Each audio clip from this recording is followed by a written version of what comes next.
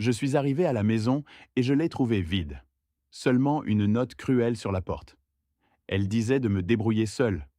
Je suis Léonard, 78 ans, ex-pharmacien à la poigne ferme et à l'esprit clair. Ils ont cru me laisser dans la ruine, mais ils ont oublié de vérifier sous le plancher de la cuisine. Le taxi s'est éloigné en soulevant un nuage de poussière dans la rue non pavée. Et je suis resté là, debout, face à la façade couleur ocre que je connaissais mieux que les lignes de mes propres mains. Le silence était la première chose qui ne collait pas. Dans cette maison, il y avait toujours du bruit. La télévision à plein volume que mon gendre Gilles aimait laisser allumer depuis l'aube, les cris de mes petits-enfants se battant pour la télécommande, ou le son des casseroles qui s'entrechoquaient. Mais cet après-midi-là, le silence était si lourd qu'il s'insinuait dans mes oreilles et me bourdonnait dans la tête. Je revenais de 3 jours passés au village voisin, rendant visite à ma sœur Édith, qui allait mal de la sciatique. J'étais parti avec ce que je portais sur moi et une petite valise à main. Rolande, ma fille, m'avait embrassé le front avant de me faire monter dans le car, me disant « Va tranquille, papa. Nous, on s'occupe de tout ici. » Et vailla si elle s'était occupée. J'ai inséré la clé dans la serrure. Elle a tourné avec une facilité stupéfiante, comme si le mécanisme avait été huilé récemment, ou comme si la porte ne protégeait plus rien qui vaille la peine d'être protégé. J'ai poussé le vieux bois et le grincement habituel a résonné dans le vestibule. Mais cette fois, l'écho était monstrueux. Il n'y avait rien. L'entrée, où se trouvait d'habitude le meuble avec le miroir et le porte-parapluie en céramique, était déserte. Il ne restait que la marque rectangulaire sur le mur, un fantôme de poussière où le miroir avait été accroché pendant 20 ans. J'ai senti un froid soudain, une pointe dans l'estomac qui n'avait rien à voir avec la faim. J'ai marché lentement, traînant mes chaussures orthopédiques, le cœur cognant contre mes côtes comme un oiseau en cage. « Rolande !» ai-je appelé, bien que je connaissais déjà la réponse. Ma voix a rebondi sur les murs nus. J'ai avancé vers le salon. Ils avaient tout pris. Le canapé en velours vert, la table basse, les rideaux lourds que j'avais moi-même cousus il y a une décennie. Sur le sol, des morceaux de papier journal et du vieux ruban adhésif étaient les seuls témoins de la fuite. Ce n'était pas un cambriolage.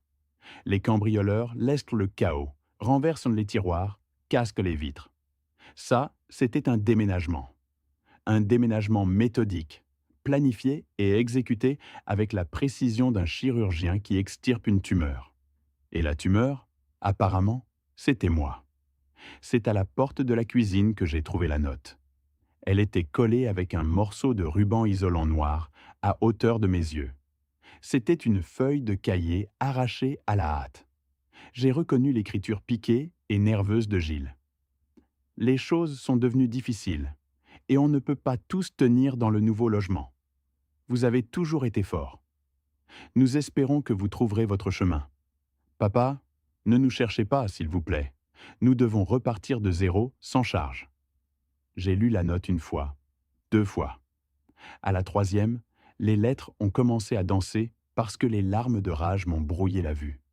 Ce n'était pas de la tristesse que je ressentais, je vous le jure par la mémoire de ma mère. C'était une fureur blanche, brûlante, de celles qui vous remontent dans le dos et vous mettent les oreilles rouges, sans charge. C'est comme ça qu'ils m'appelaient. Moi qui leur avais donné le toit sous lequel ils dormaient, moi qui avais vendu la pharmacie du centre, ma chère officine Les Remèdes, pour payer les dettes de jeu de Rolande il y a 15 ans. Moi qui m'étais occupé des enfants quand Gilles disait qu'il était déprimé et partait faire les magasins toute la journée. Je me suis laissé tomber sur le sol de la cuisine parce que mes jambes ne me soutenaient plus. Le carrelage était froid. J'ai regardé autour de moi. Ils avaient pris la cuisinière, le réfrigérateur, jusqu'aux ampoules des lampes. Ils n'avaient laissé que les ordures, un vieux balai pelé dans un coin et un tas de sacs poubelles noirs remplis de vêtements que j'ai reconnus immédiatement. C'étaient mes costumes, mes manteaux, mes écharpes. Ils les avaient jetés là comme des chiffons sales. Je suis resté assis sur le sol en carreaux de ciment usé pendant ce qui m'a semblé une éternité. J'ai pensé à Rolande, ma fille unique, une femme de 45 ans qui n'avait jamais su se tenir droite, se laissant toujours porter par le courant, ou plutôt par l'homme qu'elle avait à ses côtés. Gilles ne m'avait jamais aimé. Dès le premier jour où il était entré dans cette maison, Il m'avait regardé comme on regarde un vieux meuble qui gêne dans la décoration moderne. Ça sent le vieux, disait-il quand il croyait que je ne l'entendais pas. Mais ils avaient sous-estimé Léonard. Ils avaient cru que, parce que j'avais les cheveux blancs et que je marchais lentement, mon cerveau s'était rétréci aussi. Ils avaient oublié que j'avais été pharmacien pendant 40 ans. Je sais mesurer, je sais peser et surtout, je sais observer. Je connais la différence entre un remède qui guérit et un poison qui tue lentement. Et eux m'avaient donné du poison à petites cuillères de mépris pendant des années. Je me suis essuyé les larmes du revers de la main. La peau de mes mains est fine comme du papier de riz, pleine de taches, mais dessous, il y a encore de l'os dur. J'ai respiré profondément, sentant la poussière et l'humidité de la maison vide. « Très bien, Roland », ai-je dit à voix haute à la pièce vide. « Très bien, Gilles. Vous avez joué votre carte. Maintenant, c'est mon tour. » Je me suis retourné sur mes genoux, gémissant un peu à cause de la douleur dans les articulations, et j'ai rampé vers le cellier. C'était une petite pièce à l'intérieur de la cuisine où nous gardions les céréales, les conserves et les ustensiles qu'on utilisait rarement. Il était vide, bien sûr. Ils avaient même pris les boîtes de thon. Mais ce qu'ils ne savaient pas, ce que personne n'avait jamais su sauf mon défunt époux Anselme et moi, c'est que cette maison avait des secrets. Anselme était un homme méfiant. Il ne croyait pas aux banques. « Le papier-monnaie brûle, Léonard », me disait-il toujours. « L'or est éternel. » Je suis entré dans le cellier. La lumière de l'après-midi entrait oblique par la fenêtre de la cuisine, illuminant la poussière qui flottait dans l'air. Je me suis dirigé vers le coin le plus sombre, juste là où se trouvait d'habitude un sac de pommes de terre qu'on ne bougeait jamais. Là, au fond, les planches du plancher en bois semblaient identiques aux autres. Du pin assombri par les années et le chiffon humide. J'ai sorti de mon sac le seul objet contondant que j'avais. Un petit coupe-ongle en métal et une lime en acier. Ce n'était pas l'outil idéal, mais le désespoir aiguise l'ingéniosité. J'ai cherché la rainure entre la 3e et la 4e planche, en comptant depuis le mur gauche. Mes doigts tremblaient. Pas de peur, mais d'adrénaline. Et s'il l'avait trouvé? Et si, en déplaçant les choses, en traînant les meubles, ils avaient remarqué que cette planche sonnait creux? Mon cœur s'est arrêté un instant face à cette possibilité. S'ils avaient pris ça, alors oui, j'étais mort. Alors oui, je serais le vieux abandonné qu'ils voulaient que je sois. J'ai inséré la lime dans la rainure. J'ai fait levier. Le bois a craqué. Un son sec, comme un os qui se brise. J'ai poussé plus fort, ignorant la douleur dans mes doigts arthritiques. La planche a cédé. Elle s'est soulevée de quelques centimètres, juste assez pour que je puisse glisser mes doigts et tirer dessus. L'odeur de terre humide et de renfermé m'a frappé au visage. J'ai écarté la planche et j'ai regardé le trou noir entre les fondations. J'ai passé la main en tâtonnant dans l'obscurité. Mes doigts ont effleuré quelque chose de froid et de métallique. J'ai lâché un soupir qui a semblé me vider complètement les poumons. Elle était là. J'ai tiré sur la poignée de la boîte en métal. C'était une vieille boîte à outils, lourde, rouillée à l'extérieur, mais scellée hermétiquement. Je l'ai sortie avec effort, la traînant jusqu'à la lumière de la cuisine. Je me suis assis à nouveau avec la boîte entre mes jambes écartées, comme si j'étais sur le point de donner naissance à mon propre avenir. Je l'ai ouverte. Les gonds ont grincé, protestant contre les années d'inactivité. À l'intérieur, enveloppé dans des chiffons de velours bleu, qui avaient autrefois fait partie d'un costume de gala de ma jeunesse, se trouvaient les tubes de pièces. Des Napoléons, des pièces d'or pur. Anselme en avait acheté une par une, mois après mois, pendant les 30 ans où nous avions eu le commerce prospère. « Pour la vieillesse, Léo, disait-il, pour que tu n'aies jamais à demander quoi que ce soit à personne. » J'ai déroulé un des tubes et j'ai laissé tomber les pièces sur mes genoux. Elles brillaient d'un éclat qui semblait avoir sa propre lumière, un jaune intense et lourd qui contrastait avec la misère de la maison vide. 500 000 € en or, peut-être plus, au prix actuel du métal. Une fortune qui tenait dans une boîte à chaussures. Roland et Gilles avaient même pris le téléviseur à écran plat qu'ils avaient acheté à crédit. Ils avaient pris le mixeur. Ils avaient pris les tapis élimés. Mais ils avaient laissé derrière eux la liberté. Ils avaient laissé derrière eux le pouvoir. J'ai pris une des pièces et je l'ai serrée dans mon poing jusqu'à ce que les bords s'enfoncent dans ma paume. La douleur m'a fait me sentir vivant. Elle m'a fait me sentir dangereux. Je me suis levé avec difficulté, serrant la boîte contre ma poitrine. Je n'allais pas rester là à pleurer. Je n'allais pas aller dans un hospice de charité. Je n'allais pas chercher la police pour dénoncer l'abandon, parce que ça ne ferait que me faire paraître faible et inspirer la pitié. Et moi, Léonard, je ne voulais la pitié de personne. J'ai regardé la note de Gilles une fois de plus, toujours collée à la porte. Je l'ai arrachée d'un mouvement sec. Je l'ai froissée dans ma main libre et je l'ai mise dans la poche de ma veste. Cette note serait mon combustible. Chaque fois que je sentirais mes forces faiblir, chaque fois que la solitude voudrait me mordre les talons, je lirais ces mots. Nous espérons que vous trouverez votre chemin. Oh oui, ai-je murmuré. Et ma voix ne tremblait plus. Elle sonnait rauque, ferme, comme quand je chassais les ivrognes qui venaient embêter l'officine. Je vais trouver mon chemin, et quand je l'aurai trouvé, vous regretterez de vous être jamais mis en travers. Je suis sorti de la cuisine et je suis allé vers le tas de sacs poubelles où se trouvaient mes vêtements. J'ai commencé à fouiller. J'avais besoin d'un meilleur manteau parce que la nuit allait être froide. J'ai trouvé mon manteau gris en laine, celui que Gilles disait ressembler à un truc de SDF. Je l'ai enfilé, j'ai boutonné les boutons avec dignité, redressant le dos. J'ai rangé la boîte en métal dans ma valise à main, sortant les sous-vêtements et les babioles que j'avais rapportées de chez ma sœur pour faire de la place. Le poids de la valise était maintenant considérable, mais je m'en fichais. C'était un poids doux. J'ai marché vers la porte de sortie. La maison vide ne me semblait plus un cadavre, mais une coquille d'où je venais d'éclore. Avant de sortir, je me suis arrêté sur le seuil. J'ai regardé vers l'intérieur sombre. « Adieu, maison », ai-je dit. « Tu as été bonne, mais ils t'ont contaminé. » J'ai fermé la porte derrière moi. Je n'ai pas mis le verrou. Pourquoi faire? Il n'y avait plus rien à l'intérieur qui valait la peine d'être volé. Et ce qui valait la peine marchait avec moi vers la rue. L'après-midi tombait et les réverbères commençaient à clignoter. J'ai marché jusqu'à l'avenue principale pour chercher un taxi. Je n'allais pas chez ma sœur. Elle était bonne, mais elle avait la langue longue et finirait par raconter à quelqu'un où j'étais. J'avais besoin de disparaître pour pouvoir renaître. Un taxi s'est arrêté. Le chauffeur, un jeune avec la musique à fond, m'a regardé par le rétroviseur. « On vous emmène où, Pépé ?» Le Pépé m'a agacé, mais je l'ai laissé passer. J'ai caressé la valise sur mes genoux, sentant le contour de la boîte en métal à travers le tissu. « À l'hôtel Napoléon, ai-je dit. » Le jeune m'a regardé avec surprise. Le Napoléon était l'hôtel le plus cher et élégant de la ville, un endroit où logeaient les touristes étrangers et les politiciens. « Eh, monsieur, cet endroit est très cher. Vous êtes sûr? Il y a des pensions moins chères par ici, si vous voulez. » Je l'ai regardé fixement dans les yeux, à travers le rétroviseur.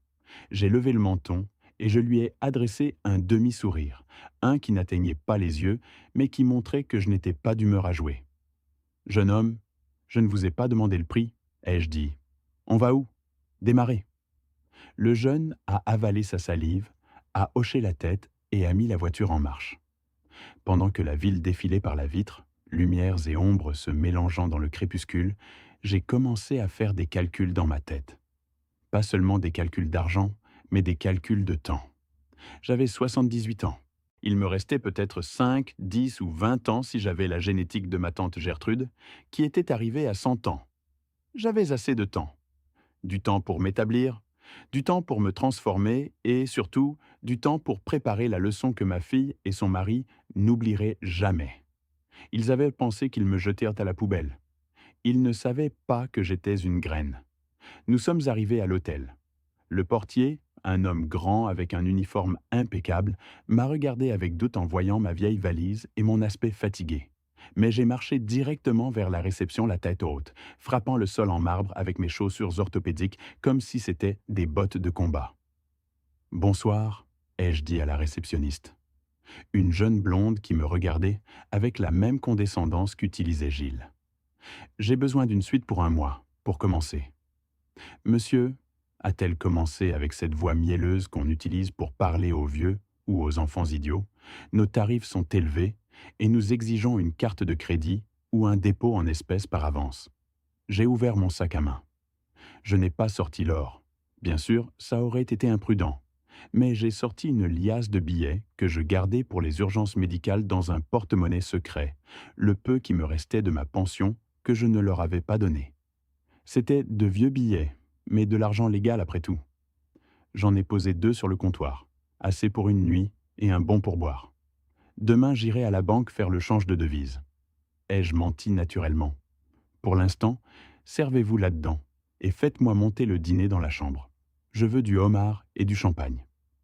La jeune a ouvert les yeux comme des soucoupes. Le changement dans son attitude a été immédiat. L'argent a cet effet magique d'effacer les rides et de redresser les dos aux yeux des autres. Tout de suite, monsieur, à quel nom j'enregistre la chambre? J'ai hésité une seconde. Léonard. Ce nom me faisait penser à l'homme qui balayait et cuisinait pour des ingrats. Cet homme était resté dans la maison vide. Mettez-le au nom de Monsieur Montagne, ai-je dit, utilisant mon nom de jeune fille, celui que je n'utilisais plus depuis 50 ans. Léonard Montagne. Pendant que je montais dans l'ascenseur avec des miroirs dorés et une moquette rouge, je me suis vu refléter. J'étais décoiffé, j'avais des cernes, et le manteau était un peu trop grand, mais mes yeux brillaient. Ils brillaient d'une intensité que je n'avais pas vue depuis des décennies. J'ai touché la poche où se trouvait la note froissée. Trouvez votre chemin. Je l'ai déjà trouvé, ai-je murmuré tandis que les portes de l'ascenseur s'ouvraient sur un couloir éclairé et silencieux. Et c'est un chemin d'or. Cette nuit-là, j'ai dormi dans des draps de lin égyptien, avec la boîte en métal sous l'oreiller, comme si c'était un pistolet chargé, rêvant non pas du passé, mais de l'exquise vengeance de bien vivre. La lumière du soleil se filtrait à travers les lourds rideaux de velours couleur vin, dessinant une ligne de feu sur la moquette. Je me suis réveillé en sursaut, le cœur galopant dans la poitrine, cherchant à tâtons le mur écaillé de ma chambre dans la maison de ma fille. Mais mes doigts n'ont trouvé que des draps doux, de ceux qui caressent la peau au lieu de la râper. Il m'a fallu quelques secondes pour me rappeler. L'hôtel Napoléon, la suite, la fuite. La première chose que j'ai faite a été de passer la main sous l'oreiller. Mes doigts ont effleuré le métal froid de la boîte à outils et j'ai relâché l'air que je ne savais pas retenir. Elle était là. Ma vie était là. Mon Anselme était là. Je me suis assis dans le lit, qui était si grand qu'une famille entière aurait pu y dormir, et j'ai commandé le petit déjeuner. Quand le serveur est entré en poussant le chariot, avec de la vaisselle en argent et du café fraîchement fait, il m'a regardé du coin de l'œil. Il se demandait sûrement ce que faisait un vieux aux cheveux en bataille et en chemise de nuit en flanelle usée dans une chambre qui coûtait plus que ce qu'il gagnait en un mois. J'ai laissé un pourboire généreux sur le plateau, un billet froissé que j'ai lissé avec dignité. « Merci, jeune homme. Débarrassez les assiettes dans 1 heure. Je ne veux pas être dérangé. » Quand il est sorti, j'ai fermé la porte avec le verrou et la chaîne. Il était temps de faire l'inventaire. J'ai renversé le contenu de la boîte sur l'édredon blanc. Les pièces d'or sont tombées avec un tintement sourd, lourd, un son qu'aucune carte en plastique ne peut imiter. Je les ai comptées à nouveau, une par une, les empilant en colonnes de 10, exactement comme je le faisais avec les comprimés dans l'arrière-boutique de l'officine Les Remèdes. 50 Napoléons. Lourd, magnifique, avec l'effigie de l'empereur me regardant avec fierté. J'ai fait le calcul mental rapidement, ajustant à l'inflation et au prix du marché que j'avais entendu à la radio quelques jours auparavant. C'était beaucoup d'argent, énormément, mais j'avais un problème. Je ne pouvais pas aller au supermarché et payer 1 litre de lait avec une pièce d'or pur. J'avais besoin de liquidité et j'avais besoin d'être discret. Je me suis levé et je suis allé au miroir en pied.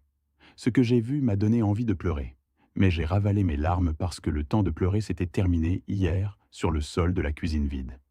L'homme dans le miroir était petit, voûté, les cheveux blancs jaunis par le mauvais shampoing que Gilles achetait pour économiser, tombant tristement sur les épaules. Les vêtements étaient trop grands. J'avais perdu du poids ces dernières années en mangeant les restes et les soupes aqueuses qu'on me servait. Mes mains tremblaient un peu. « Tu ressembles à un épouvantail, Léonard », me suis-je dit à voix haute. Mais ensuite, je me suis approché du miroir et je me suis regardé dans les yeux. Ils étaient sombres, enfoncés dans un réseau de rides, mais le regard était toujours là. Le regard du pharmacien qui savait détecter un toxicomane à la morphine depuis la porte du local. Le regard de l'homme qui avait tenu les comptes d'un commerce pendant 40 ans sans perdre un centime. La société a un secret que personne ne te dit avant que tu aies 70 ans. Tu deviens invisible. Pour le monde, un homme âgé est un encombrement, un meuble ou, au mieux, un gentil grand-père qui ne comprend rien. Tu cesses d'être une personne avec des désirs, de l'intelligence, de la malice. Tu deviens partie du paysage. Gilles et Roland avaient parié sur cette invisibilité. Ils avaient pensé que je me dissoudrais dans l'air sans leur charité. On va utiliser ça à notre avantage, ai-je murmuré en passant un doigt sur ma joue flasque. S'ils veulent voir un vieux inoffensif, c'est ce qu'ils verront. Jusqu'à ce qu'il soit trop tard. Je me suis baigné avec de l'eau bouillante, utilisant les savons parfumés de l'hôtel. Je me suis frotté la peau jusqu'à ce qu'elle soit rouge, m'enlevant l'odeur d'enfermement et de tristesse. Je me suis habillé avec mon meilleur costume, le noir que je portais pour aller à la messe, même s'il lui manquait un bouton et que l'ourlet était décousu. J'ai rangé 3 Napoléons dans mon porte-monnaie, bien enveloppés dans des mouchoirs. Le reste est retourné dans la boîte, et la boîte est allée au coffre-fort de la chambre, dont j'ai établi la combinaison avec la date de naissance de mon défunt époux. Je suis sorti de l'hôtel avec ma canne et mon sac. Le soleil du matin m'a frappé au visage, mais cette fois, je ne me suis pas senti abandonné. Je me suis senti comme un chasseur. J'ai pris un taxi vers le centre historique, vers la rue des Bijoutiers. Je savais où aller, pas dans les grandes boutiques avec des vitrines brillantes et des gardes de sécurité à la porte. Je cherchais le passage Le Saphir, une ruelle étroite où les vieux commerces sentaient le bois et l'accord conclu par une poignée de main. Je suis entré dans la bijouterie La Confiance. Le nom était ironique, bien sûr. Le propriétaire, un homme chauve avec des lunettes grossissantes pendues au cou, n'a même pas levé les yeux de son journal quand je suis entré. « Bonjour », ai-je dit d'une voix tremblante, feignant plus de faiblesse que je n'en avais. « On n'achète pas de fantaisie, monsieur », a-t-il répondu sans me regarder, tournant une page. Je me suis approché du comptoir, j'ai posé la canne et j'ai sorti un des mouchoirs. J'ai dénoué le tissu lentement, avec des mouvements maladroits, laissant le silence devenir dense. Quand la pièce d'or a brillé sur le verre rayé du comptoir, l'homme a lâché son journal d'un coup. Ses yeux se sont agrandis derrière les verres épais. « Ah, pardonnez-moi, père. Je n'avais pas bien vu. » Son ton a changé instantanément. Il est devenu onctueux, mielleux. « Permettez-moi de voir ça. » Il a pris la pièce et l'a mise sur sa balance numérique, l'a regardée avec une loupe. Je ne le quittais pas des yeux. Je connaissais les balances. Je savais comment on pouvait les truquer avec un simple déséquilibre de la table ou un poids mal calibré. « C'est une belle pièce, oui », a-t-il dit en essayant de paraître désintéressé. « Mais le marché est bas aujourd'hui. L'or fluctue beaucoup. Je peux vous donner 1 500 € pour celle-là. Et je vous fais une faveur parce que je vois que vous avez besoin d'aide. » J'ai lâché un petit rire sec, une toux de vieux qui cachait un rire de mépris. 1500, la pièce valait au moins 4500 aux cours actuels. « Jeune homme », ai-je dit en redressant le dos et en laissant tomber le masque du vieux sénile pendant une seconde. J'ai été pharmacien 40 ans. Je sais ce que pèse un gramme et je sais ce que vaut mon or. Cette pièce est de 1947, titre 900. Le prix de l'or a fermé hier à la hausse en bourse. Si vous voulez arnaquer quelqu'un, attendez qu'un touriste entre. L'homme a cligné des yeux, surpris par le changement de ton. Il m'a regardé dans les yeux et a vu qu'il n'y avait pas de peur, seulement du calcul. 3500, a-t-il dit, sans la voix mielleuse. 4200 en liquide, gros billet. Et j'en ai 2 autres ici même. Si vous me traitez bien, je reviendrai avec d'autres. Si vous essayez de me voler un seul euro, j'irai chez Monsieur Grégoire, celui du coin, qui m'a toujours bien payé. Le bijoutier a avalé sa salive. La mention de son concurrent l'a décidé. 4000 pour chacune. C'est ma dernière offre. Je dois les revendre, monsieur. Moi aussi, je dois manger. Marché conclu, ai-je dit, revenant à mon rôle de vieil homme fragile. 12 000 € et un petit sac en velours pour emporter l'argent. S'il vous plaît, je ne veux pas me faire agresser. Je suis sorti de la bijouterie une demi-heure plus tard, avec le sac lourd et le cœur léger. 12 000 euros. C'était plus d'argent que Roland n'avait gagné ces 2 dernières années avec ses affaires ratées. J'ai marché dans la rue piétonne, esquivant les gens qui marchaient en nez pressé, regardant leur téléphone. Ils me poussaient, me frôlaient avec leurs sacs, ne demandaient même pas pardon. Pour eux, j'étais un obstacle sur le trottoir, un vieux lent qui gênait le passage du progrès. Je me suis arrêté devant une vitrine. C'était une boutique élégante, de celles où on ne met pas les prix sur les vêtements, parce que si tu dois demander, c'est que tu ne peux pas payer. Il y avait un costume tailleur en laine gris anthracite, coupe classique, impeccable, et un manteau couleur camel qui criait l'autorité. Les deux vendeuses, de jeunes filles maquillées comme des poupées, bavardaient au comptoir. Elles m'ont vu entrer, et leurs regards ont balayé mes vieux vêtements, mes chaussures orthopédiques usées.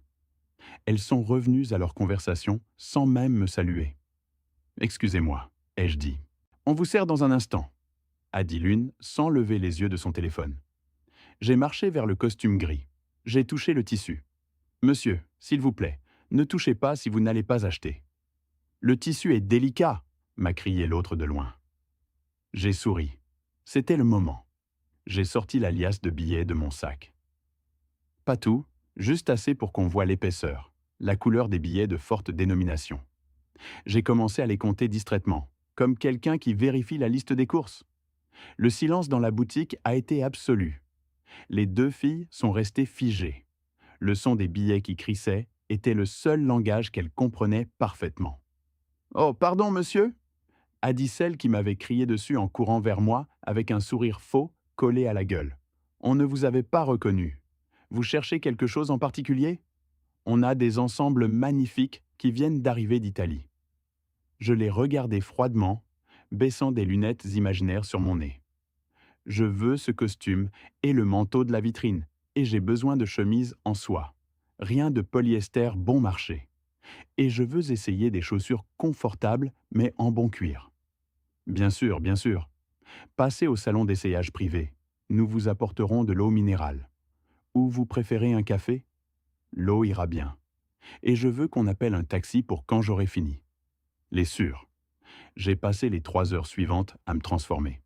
Quand je me suis regardé dans le miroir du salon d'essayage avec le costume gris, la chemise en soie couleur ivoire et le nouveau manteau, Léonard la victime avait disparu. Face à moi se tenait Léonard Montagne, le patriarche. La coupe des vêtements dissimulait mon dos fatigué et me donnait une posture royale. J'ai payé en liquide, savourant la révérence presque religieuse avec laquelle elles ont compté l'argent. J'ai laissé mes vieux vêtements dans un sac en demandant qu'on les donne. « Tout va bien, monsieur Montagne ?» a demandé la jeune en m'accompagnant jusqu'à la porte où le taxi attendait. « Excellent », ai-je répondu. « Et fillette, un conseil ? Ne juge jamais un livre par sa couverture froissée. Parfois les pages à l'intérieur sont en or. » Je suis monté dans le taxi en me sentant puissant, mais les vêtements n'étaient que le déguisement.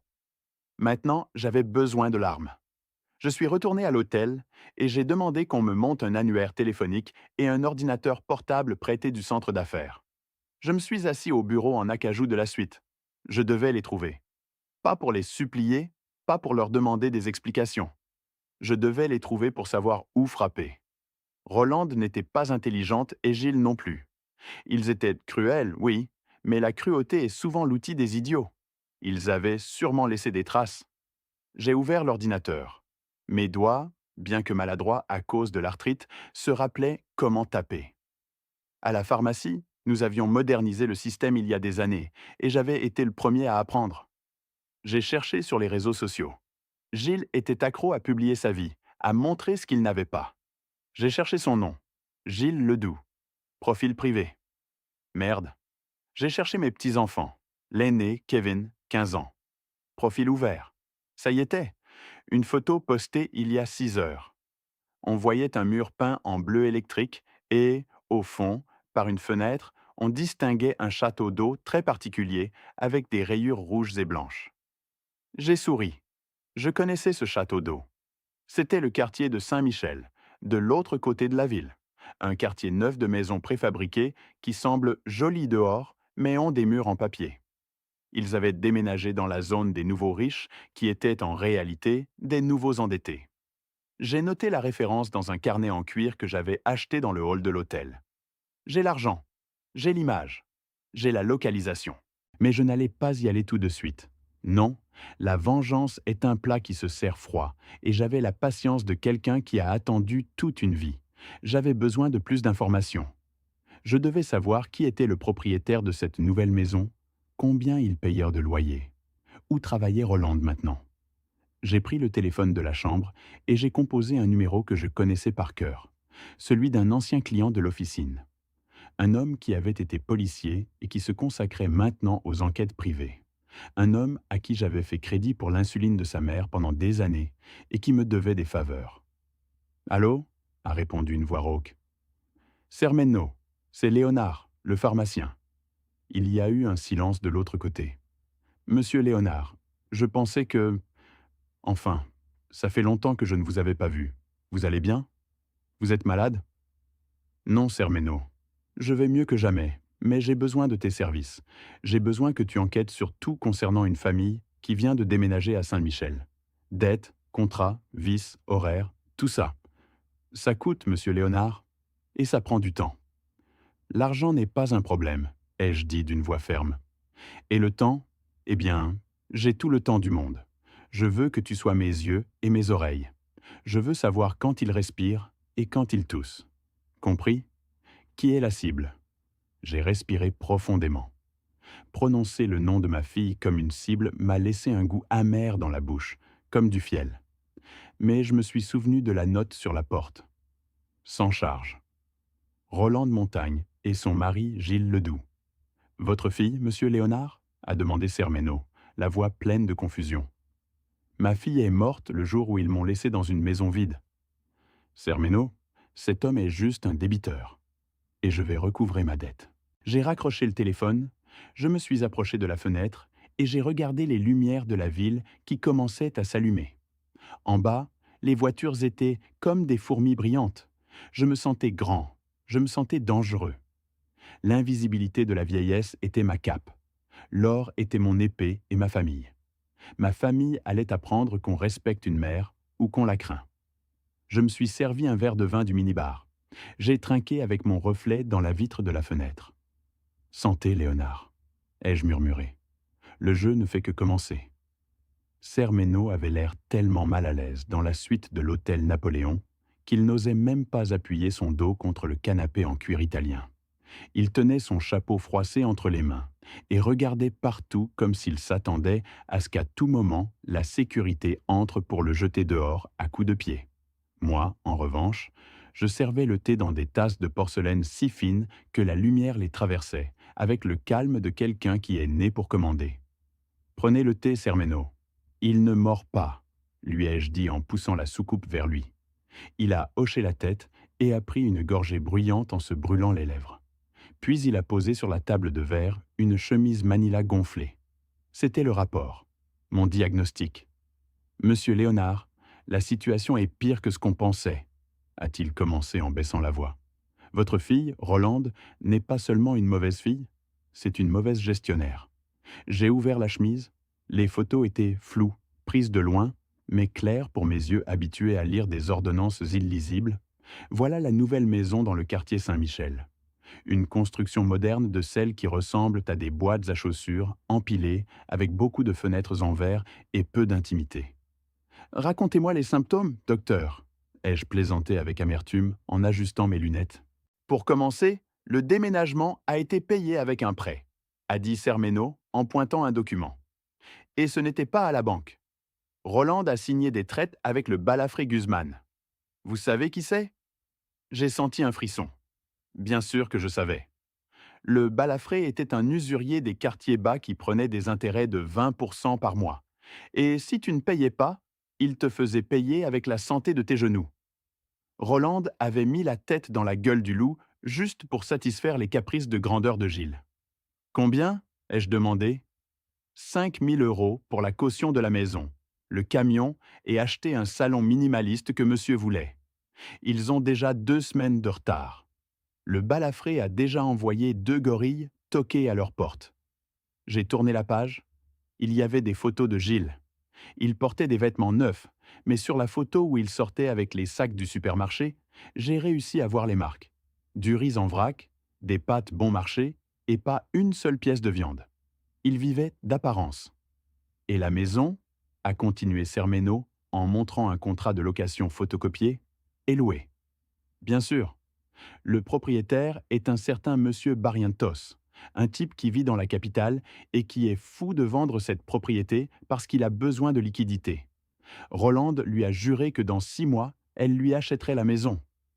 Un mensonge gros comme une cathédrale, parce que votre fille vient d'être mise à mi-temps à la concession automobile. Elle ne vend pas même un tricycle, monsieur Léonard. J'ai fermé la chemise. Le silence dans la pièce est devenu dense. Voilà la radiographie de ma famille. Un cancer de dettes, de mensonges et de prétentions qui les dévorait vivants. J'aurais pu ressentir de la pitié. Une mère normale aurait ressenti l'impulsion de courir, payer le balafré, remplir leur garde-manger et leur dire « Je suis là ». Mais je n'étais pas une mère normale. J'étais l'homme qu'ils avaient laissé jeter comme un vieux chien. Et les vieux chiens, quand ils survivent, apprennent de nouveaux tours. « Merci, Cerméno », ai-je dit en sortant une enveloppe avec du liquide de mon sac. « Voilà tes honoraires et un extra. Je veux que tu me fixes 2 rendez-vous pour demain. » « Avec qui, patron ?» Premièrement, avec le balafré Guzman. Et deuxièmement, avec monsieur Barrientos, le propriétaire de la maison. Cerméno a failli s'étrangler avec son thé. Monsieur Léonard, avec tout le respect, le balafré ne reçoit pas les personnes âgées pour prendre le café. Ce type est dangereux. Moi aussi, Cerméno, ai-je répondu en caressant le bord doré de ma tasse. Moi aussi. Le bureau du balafré Guzman sentait le tabac rance et le désinfectant bon marché, un mélange qui m'a retourné l'estomac. C'était dans l'arrière-boutique d'un monde-piété au centre-ville. Je suis entré appuyé sur ma canne avec mon manteau couleur camel et mon sac en cuir bien serré. 2 hommes costauds qui gardaient à la porte m'ont regardé avec moquerie et m'ont laissé passer en pensant que je venais mettre en gage les bijoux de grand-mère. Le balafré comptait des billets derrière un bureau métallique. C'était un homme gros, avec la peau brillante de sueur, et une chaîne en or si épaisse qu'elle ressemblait à un collier de chien. « Vous êtes perdu, Pépé ?» a-t-il dit sans lever les yeux. « On ne fait pas la charité ici. »« Je ne cherche pas la charité, monsieur Guzman, » ai-je dit d'une voix ferme en m'asseyant sur la chaise en plastique face à lui, sans attendre d'invitation. « Je cherche à faire affaire. Je viens acheter une dette. » L'homme a levé la tête. Ses yeux porcins m'ont scanné de haut en bas, s'arrêtant sur la qualité de mes vêtements et sur la fermeté de mes mains gantées. Quelle dette ? Celle de Rolande Montagne. Je sais qu'elle vous doit 5 000 € plus les intérêts et je sais que vous n'avez pas la patience de recouvrer auprès d'un crève-la-faim qui n'a pas où tomber mort. Le balafré a lâché un rire qui a fait trembler son double menton. « C'est imbécile !»« Oui, je suis sur le point de lui envoyer un rappel physique. »« Et vous, vous êtes quoi pour elle ? Sa grand-mère riche ? Disons que je suis un investisseur intéressé par sa solvabilité morale. Ai-je menti en gardant le visage inexpressif ? Je veux vous acheter les traites. Je vous donne le capital intégral maintenant. Les intérêts de retard, je les garde comme profit futur. Vous récupérez votre argent tout de suite sans vous salir les mains, et moi, je me charge de recouvrer. J'ai sorti de mon sac 5 liasses de billets attachés avec des élastiques. Je les ai posés sur la table d'un coup sec. Le son de l'argent est un langage universel que même les brutes comprennent. Le balafré a regardé l'argent, puis il m'a regardé avec un mélange de respect et de suspicion.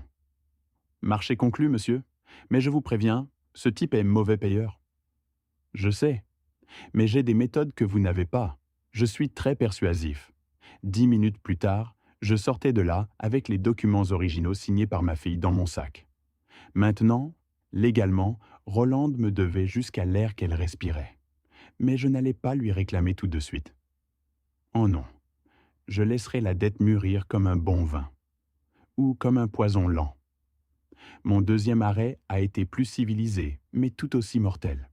Je me suis réuni avec le mandataire légal de M. Barrientos dans un café près des tribunaux. Le propriétaire de la maison était désespéré de vendre. La propriété avait de légers problèmes de fondation et nécessitait des réparations qu'il ne voulait pas payer. Rolande, bien sûr, ne savait rien de tout ça. Elle ne voyait que des murs peints et des sols stratifiés.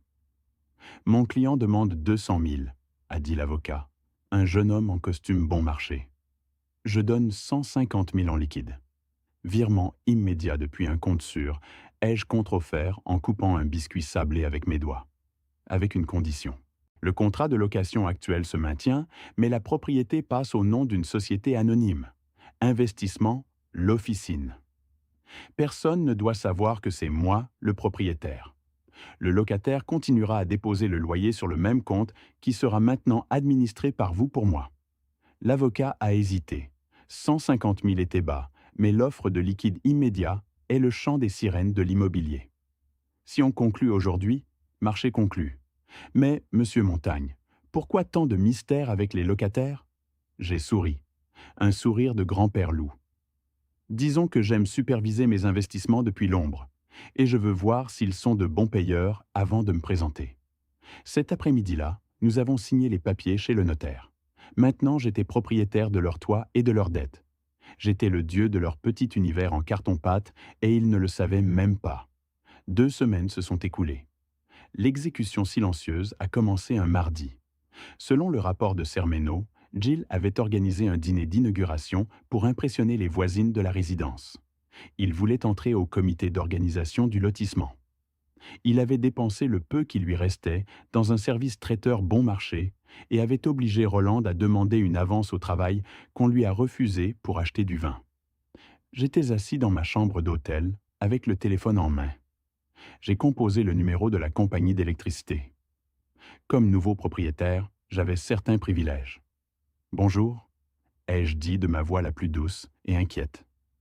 C'est le représentant d'Investissement l'Officine, propriétaire de la propriété rue des Chênes 45.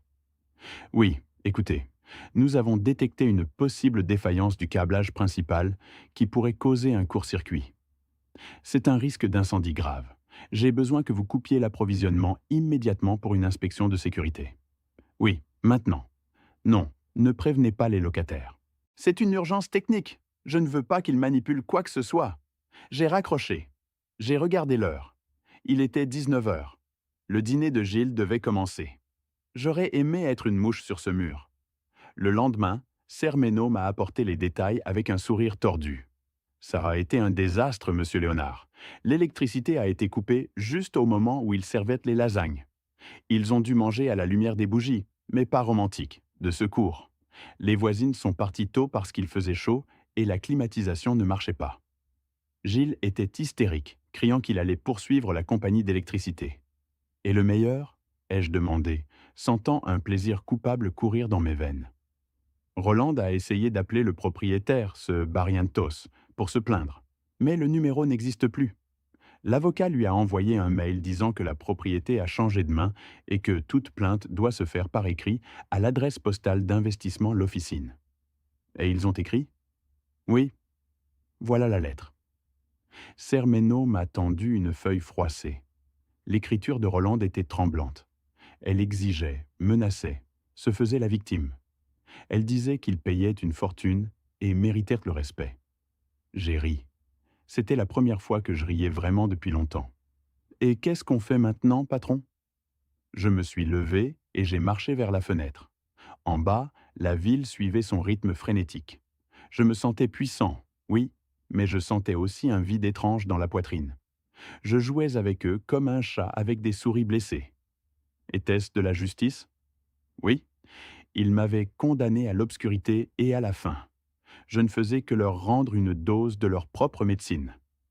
Maintenant, Sermeno, on va serrer la vis financière.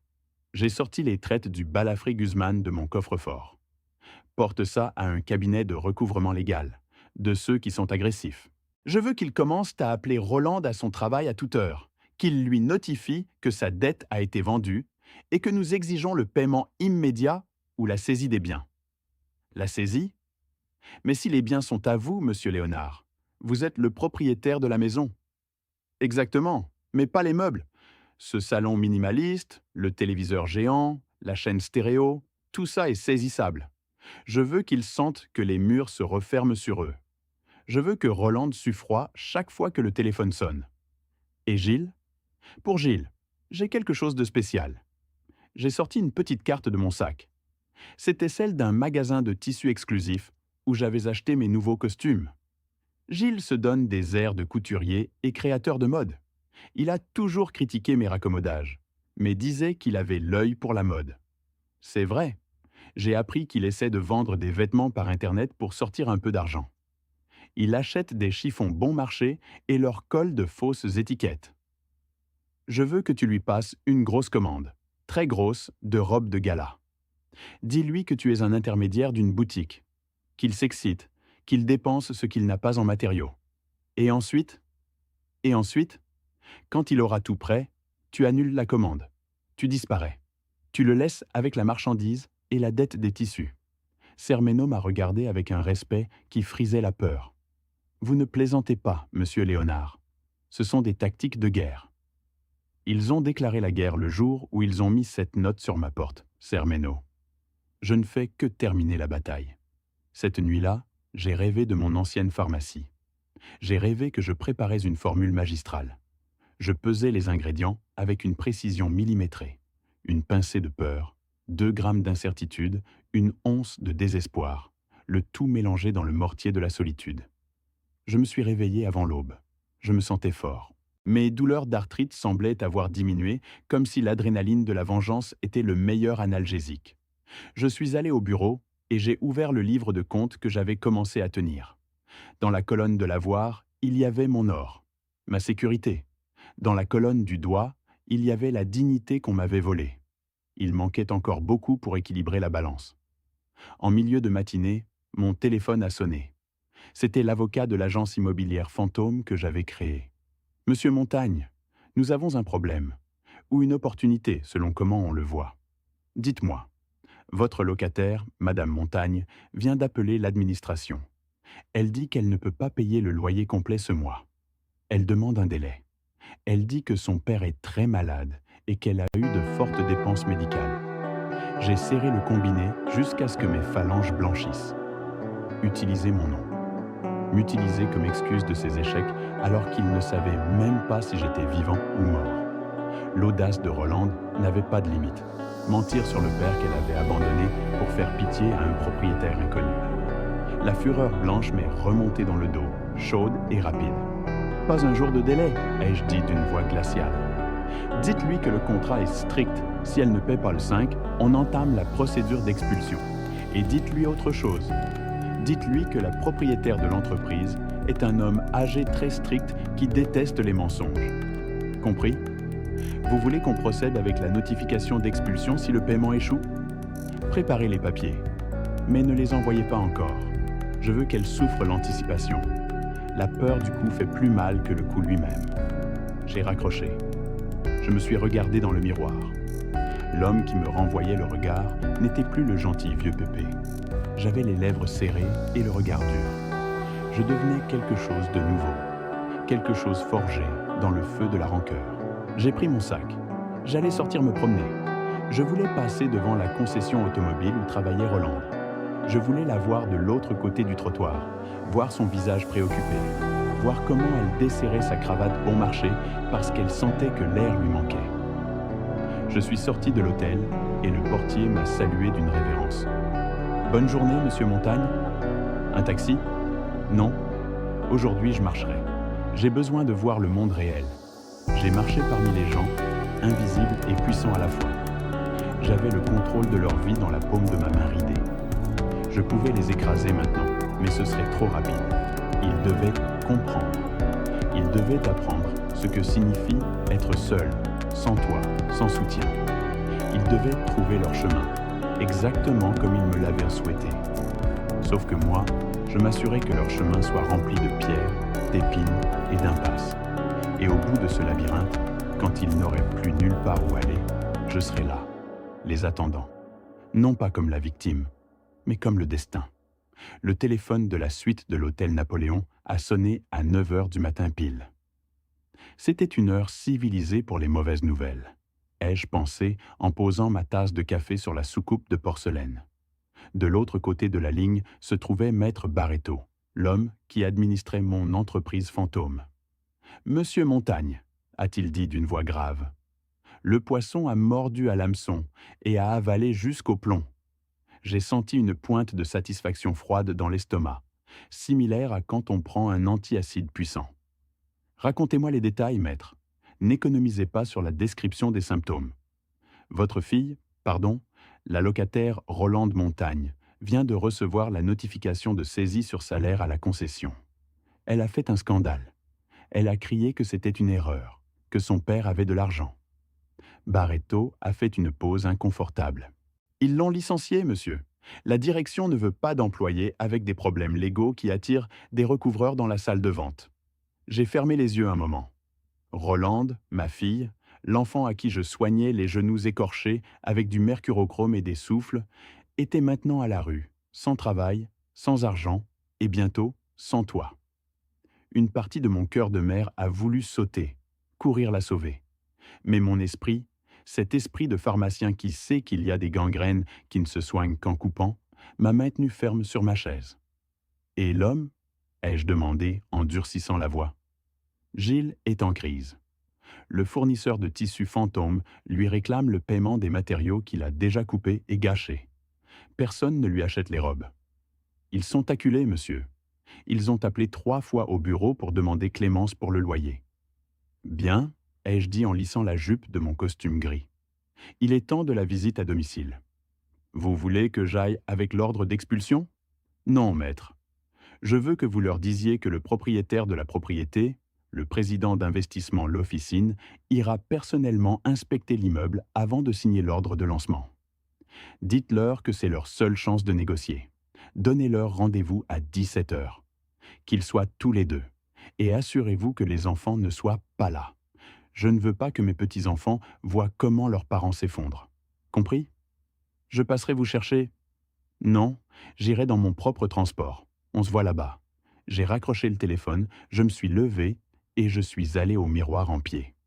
L'homme qui me renvoyait le regard n'avait plus rien à voir avec le vieillard qui pleurait sur le sol d'une cuisine vide il y a un mois. Mes cheveux blancs étaient coiffés en une coupe élégante. Mes mains arboraient une manucure impeccable et à mon cou pendait une chaîne en or épaisse avec un Napoléon serti. Comme un dis-je, un rappel constant de ma source de pouvoir. J'ai pris ma canne, celle qui avait maintenant une poignée en argent, et mon manteau couleur camel. « Allez, Léonard, me suis-je murmuré. Aujourd'hui, tu vas donner la leçon la plus chère de leur vie. » Le taxi que j'ai contracté n'était pas un véhicule quelconque. J'ai demandé le service exécutif de l'hôtel, une voiture noire, brillante et silencieuse comme une panthère. Le chauffeur m'a ouvert la porte et je me suis installé sur le siège en cuir, sentant la climatisation sécher la sueur froide de mes mains. Parce que oui, j'étais nerveux. Pas par peur d'eux, mais par peur de ma propre réaction. Allais-je me briser en les voyant pleurer, ou allais-je trop profiter de leur douleur? Le trajet vers le quartier de Saint-Michel a été comme voyager entre deux mondes. Nous avons laissé derrière nous les avenues arborées et les immeubles de verre pour entrer dans les rues poussiéreuses de la zone neuve, où les maisons étaient identiques et les arbres à peine des petites tiges sèches plantées dans le trottoir. En tournant au coin de la rue des Chênes, j'ai vu la maison, le numéro 45. La peinture bleue électrique que mon petit-fils Kevin aimait tant semblait déjà terne sous le soleil implacable de l'après-midi.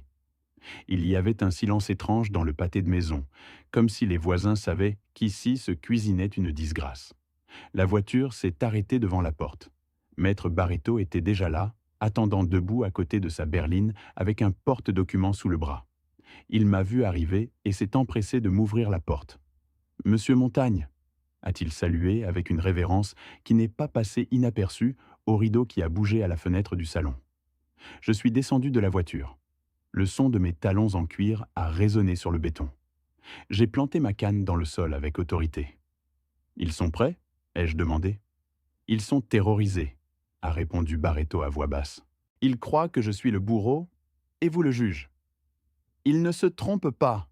Nous avons marché vers l'entrée. Avant que Barreto ne puisse sonner, la porte s'est ouverte. Rolande est apparue sur le seuil. Elle avait une mine terrible. Elle avait perdu du poids. Elle avait des cernes sombres sous les yeux et portait une chemise froissée qui essayait de paraître formelle. Derrière elle, Gilles se tordait les mains, le maquillage coulé et les cheveux d'habitude parfaits, attaché en queue de cheval négligé. Bonsoir, maître, a dit Rolande d'une voix tremblante, sans me regarder encore, ses yeux fixés sur l'avocat. S'il vous plaît, entrez. Nous sommes... Nous sommes disposés à arriver à un accord. Barreto s'est écarté avec solennité. Madame Montagne, Monsieur Ledoux, je vous présente le propriétaire de la propriété et détenteur de votre dette, Monsieur Montagne. Rolande a tourné la tête vers moi.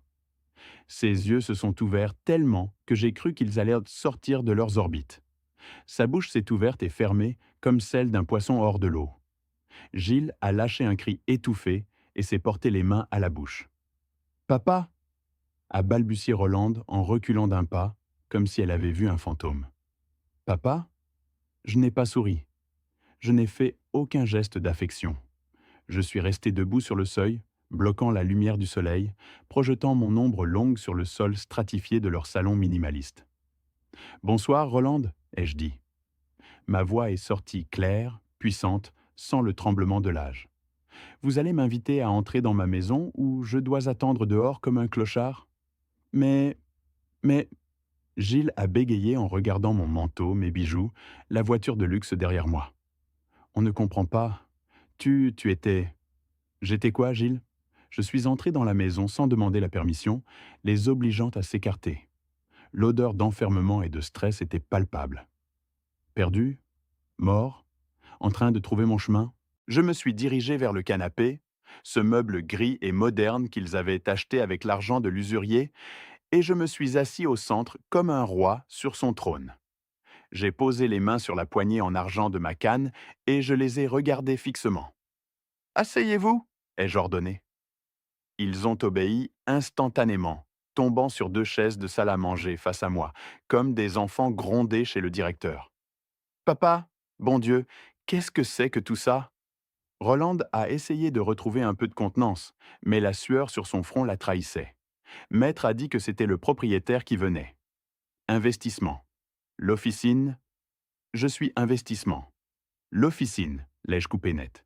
Je suis le propriétaire de cette maison, Rolande. J'ai acheté la propriété il y a 1 mois, quand l'ancien propriétaire était désespéré de vendre. Et je suis aussi le propriétaire des traites que tu as signées au Balafré Guzman. J'ai acheté ta dette.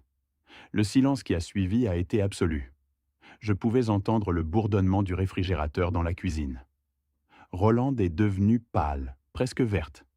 Gilles me regardait avec un mélange d'horreur et de calcul, ses yeux parcourant mes vêtements chers en essayant d'additionner les chiffres. « Ce n'est pas possible, » a murmuré Gilles. « Tu n'avais pas d'argent. Tu as vendu la pharmacie il y a des années. Tu as tout dépensé. Tu étais une charge. J'ai frappé le sol avec ma canne. Le son a été comme un coup de feu. « Attention à cette langue, mon garçon, » lui ai-je craché. La seule charge ici, ça aura été vous.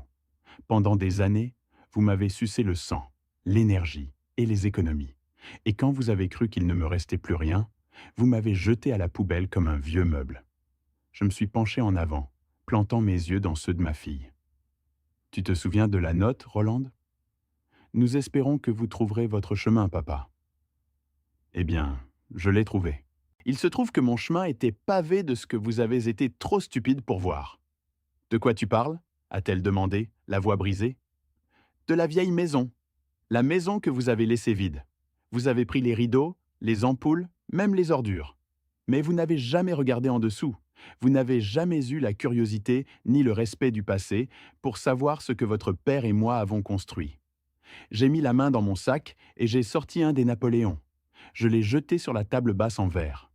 La pièce d'or a tourné sur elle-même, brillant d'un éclat hypnotique, faisant un son métallique et pur qui a résonné sur les murs bon marché de la maison. Les yeux des deux se sont plantés sur la pièce. « De l'or, » a murmuré Rolande. « C'est vrai? 50 de ceux-là, Rolande. 50 Napoléons que ton père a gardés sous le plancher du cellier. J'étais assise dessus pendant que vous me faisiez sentir inutile.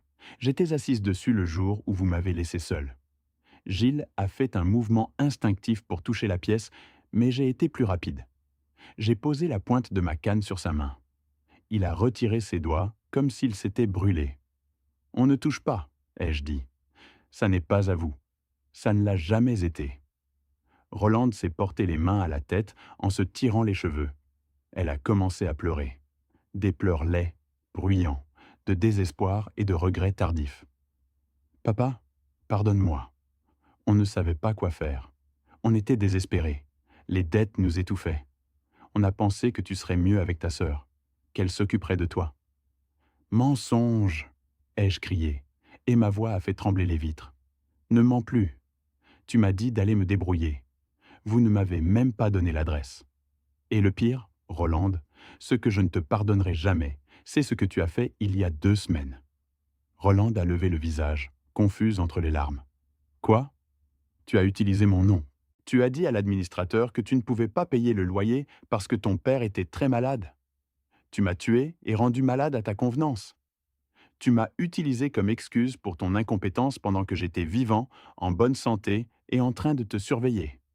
Rolande a baissé la tête, vaincue. Elle n'avait aucune défense. La honte était un manteau lourd sur ses épaules. Et maintenant quoi? A demandé Gilles d'un filet de voix. Tu vas nous jeter à la rue? C'est ça que tu veux? La vengeance? Je me suis adossé au canapé, retrouvant mon air royal. J'ai regardé autour de moi, à la maison prétentieuse et vide d'amour. Je pourrais le faire, ai-je dit calmement. J'ai l'ordre d'expulsion signé dans le porte-document de maître. J'ai les traites échues. Je pourrais vous prendre les meubles, la voiture, et vous laisser sur le trottoir avec vos sacs poubelles, exactement comme vous avez fait avec moi. Ce serait de la justice poétique, vous ne trouvez pas? Personne n'a répondu. On n'entendait que la respiration agitée de Rolande. Mais, ai-je continué en allongeant le mot, contrairement à vous, je n'oublie pas que le sang, c'est le sang. Et je ne vais pas permettre que mes petits-enfants, Kevin et la petite Sophie, dorment sous un pont à cause de l'inutilité de leurs parents. J'ai vu une lueur d'espoir dans les yeux de Gilles. Grave erreur. Ne te méprends pas, Gilles. Ce n'est pas de la charité. C'est une restructuration. J'ai fait signe à maître Barreto. Il a sorti un document légal du porte-document et l'a posé sur la table à côté de la pièce d'or. Voilà les nouvelles conditions, ai-je dit. Premièrement, vous restez dans la maison. Mais plus comme locataire, maître de votre destin. Le contrat de location se termine.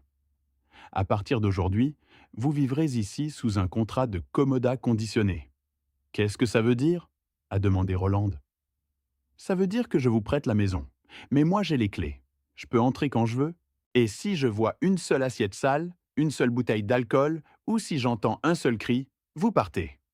Ils ont hoché la tête, muets. Deuxièmement, la dette. Les 5 000 € plus les intérêts que vous deviez au balafré, maintenant vous me les devez. Et vous allez me les payer jusqu'au dernier centime. Mais papa, ils m'ont licencié, a gémi Rolande. Je sais, c'est moi qui ai fait en sorte qu'ils te licencient, ai-je admis sans ciller. Rolande m'a regardé avec horreur, mais j'ai continué. Ce travail était nul et tu y étais médiocre. Demain, tu te présenteras à l'entrepôt de la pharmacie Le Peuple, au centre-ville. J'ai parlé avec le propriétaire, un vieil ami. Ils ont besoin d'un manutentionnaire et de quelqu'un pour nettoyer les étagères. Tu vas commencer par le bas, Rolande. Tu vas suer. Et 70% de ton salaire ira directement sur mon compte pour payer ta dette. Rolande a ouvert la bouche pour protester, pour dire qu'elle était gérante de vente, pas manutentionnaire. Mais mon regard l'a fait taire. Elle savait qu'elle n'avait pas le choix. Et toi, Gilles? Je me suis tourné vers lui. Il a tremblé. Fini les fantasmes de créateur et les dîners de gala. Ces robes mal faites que tu as là, tu vas les découdre. Tu vas vendre le tissu en chute et tu vas chercher du travail. Pour de vrai, ils ont besoin d'un caissier au supermarché du coin. J'ai déjà demandé. Gilles est devenu rouge d'indignation. Moi, je ne vais pas être caissier. Qu'est-ce que les voisines vont dire? Les voisines se fichent de toi, Gilles, et si ça ne te plaît pas, la porte est ouverte. Tu peux partir toi tout seul, mais mes petits-enfants restent sous ma supervision, et Rolande reste à travailler pour me payer. Toi, tu décides. Caissier avec un toit ou diva dans la rue. Gilles a baissé les yeux en se mordant la lèvre jusqu'à presque saigner. Il a hoché légèrement la tête. Troisièmement, ai-je dit en me levant du canapé. Mes genoux ont craqué un peu, mais je n'ai pas laissé voir. Je veux voir mes petits-enfants tous les week-ends. Ils viendront déjeuner avec moi à l'hôtel ou où je déciderai. Et vous, vous me traiterez avec le respect dû au patriarche de cette famille. Fini le vieux. Fini de m'ignorer. Quand je parle, vous écoutez. J'ai repris la pièce d'or sur la table et je l'ai rangée dans mon sac. C'est clair? Ai-je demandé. Oui, papa, a dit Rolande, la voix brisée. Elle s'est levée et a essayé de s'approcher de moi, peut-être pour m'embrasser, peut-être pour tomber à genoux. J'ai levé ma canne et je l'ai posée sur sa poitrine, l'arrêtant net. La pointe en argent a brillé contre sa chemise sale. Non, ai-je dit doucement. Pas encore. Les câlins se gagnent, Rolande. Le pardon se travaille. Aujourd'hui, nous avons seulement fait affaire. Je me suis tourné vers la porte. Maître Barreto a ramassé les documents signés et m'a suivi. Avant de sortir, je me suis arrêté et j'ai regardé la maison une dernière fois. Elle ne me semblait plus un endroit étranger et hostile. Maintenant, elle ressemblait à ce qu'elle était, une propriété à moi administrée par des employés qui avaient besoin de beaucoup de supervision. Ah, une dernière chose, ai-je dit sans me retourner. Le dîner de Noël de cette année, c'est moi qui l'organise. Et ce sera à l'hôtel Napoléon. Tâchez d'avoir des vêtements décents d'ici là. Si vous travaillez dur, je vous en achèterai peut-être. Je suis sorti dans la rue, où le soleil commençait à se coucher, teignant le ciel d'un orange violent. L'air semblait plus léger. Je suis monté dans la voiture de luxe et j'ai fermé la porte, laissant dehors la poussière et la misère de mes parents. Pendant que la voiture démarrait, j'ai vu dans le rétroviseur Rolande et Gilles debout à la porte, petits, recroquevillés, me regardant m'éloigner. Ils n'étaient plus les géants cruels qui dominaient ma vie. C'étaient juste deux personnes perdues qui venaient de se confronter à la réalité. J'ai sorti mon carnet de compte de mon sac. Sur la page du jour, j'ai écrit avec mon stylo-plume « Dette morale partiellement soldée. Contrôle total ». J'ai caressé le Napoléon qui pendait à mon cou. Le métal était chaud contre ma peau. La vengeance, ai-je découvert, n'est pas un plat qui se sert froid. C'est un plat qui se sert chaud, nutritif et dans une assiette en or. Mais seulement pour celui qui a le courage de s'asseoir en bout de table. À l'hôtel, s'il vous plaît, ai-je dit au chauffeur. Et mettez de la musique. Quelque chose de joyeux. Aujourd'hui, je célèbre ma renaissance. La voiture a glissé dans les rues, me ramenant vers ma tour d'ivoire, pendant que derrière, dans la maison bleue électrique, commençait la véritable éducation de ma famille. 6 mois se sont écoulés depuis que j'ai décidé de cesser d'être le vieux meuble pour devenir le maître du jeu. Décembre est arrivé avec ce froid sec qui s'insinue dans les eaux. Mais cette fois, il ne m'a pas trouvé tremblant sous une couverture élimée dans une maison étrangère. Il m'a trouvé sur la terrasse de la suite présidentielle de l'hôtel Napoléon, enveloppé dans un châle en cachemire qui a coûté plus que ce que Rolande gagnait en un mois dans ses meilleurs temps, regardant les lumières de Noël décorer la ville en contrebas. L'air sentait le sapin et les marrons grillés. Avant, cette odeur me rendait nostalgique, me faisait penser à mon défunt Anselme et au dîner que je préparais pour une famille qui ne me méritait pas. Maintenant, l'odeur de Noël me sent la victoire. L'équilibre comptable positif. Je me suis ajusté les lunettes et j'ai regardé ma montre-bracelet. Une pièce délicate en or blanc. Il manquait une demi-heure avant le dîner. Ma famille devait être sur le point d'arriver. J'ai souri en pensant à ce mot. Famille. Ce n'était plus un lien de sang inconditionnel. C'était maintenant une structure corporative que j'administrais d'une main de fer dans un gant de soie. Je me suis levé et j'ai marché vers le miroir en pied. Le léonard qui me renvoyait le regard avait le dos droit.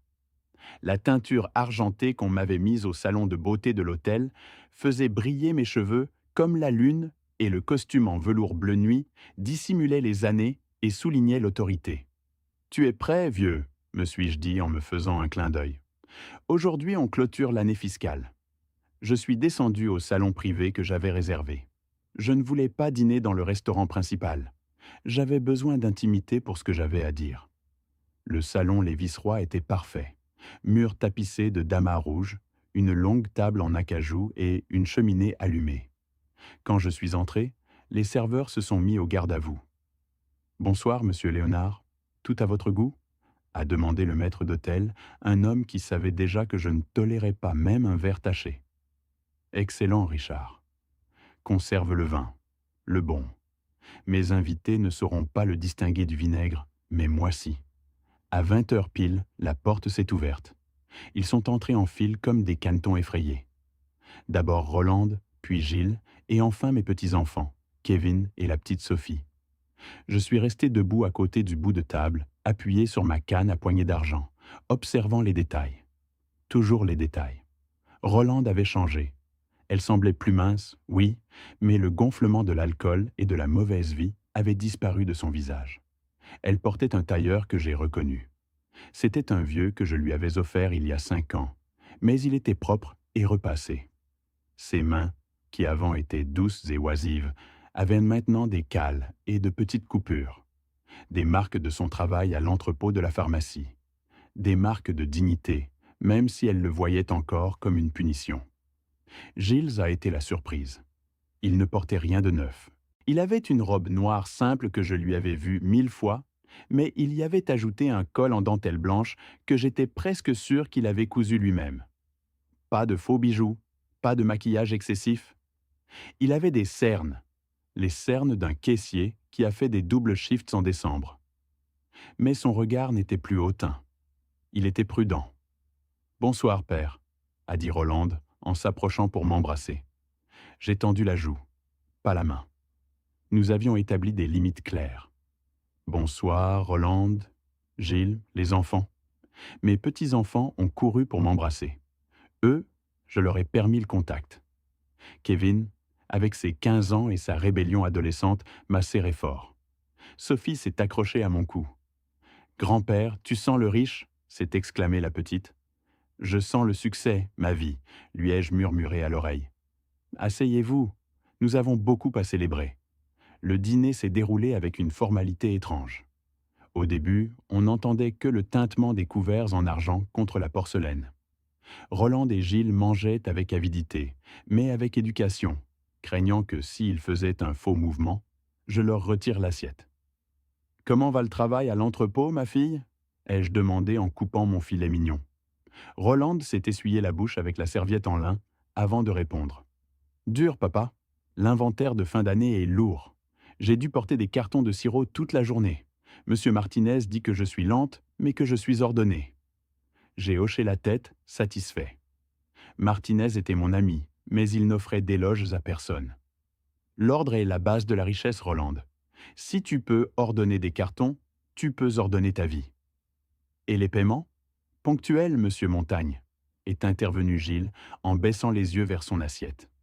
70% de son salaire et 50% du mien ont été déposés hier sur votre compte. J'ai apporté les reçus.